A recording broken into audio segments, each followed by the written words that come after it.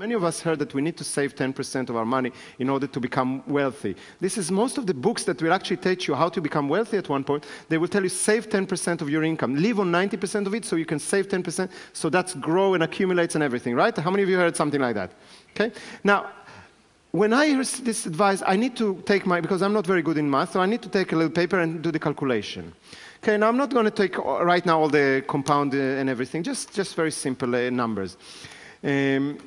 Let's say that you're making 50,000 euros a year as an income, which is above average. Okay, but let's say that you're making 50,000 a year, which means that if you save 10%, that will be 5,000. So 50,000 as income and 5,000 as saving. Okay, savings. In order for you to make $1 million, you will need how many years? No, how many years to make?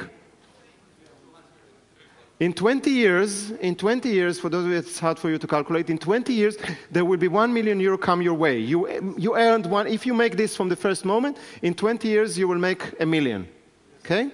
But because you eat 90% of that, stays only 10% and stays 5,000. So in order for you to make $1 million that you can use as your retirement fund, you will need to work how many years? Just 200 years. I have a problem with that.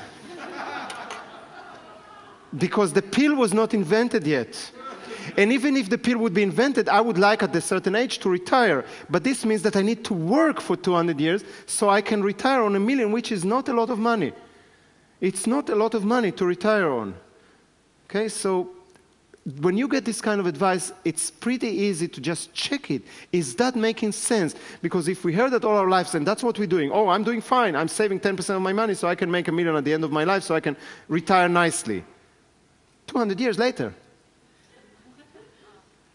Does that make sense?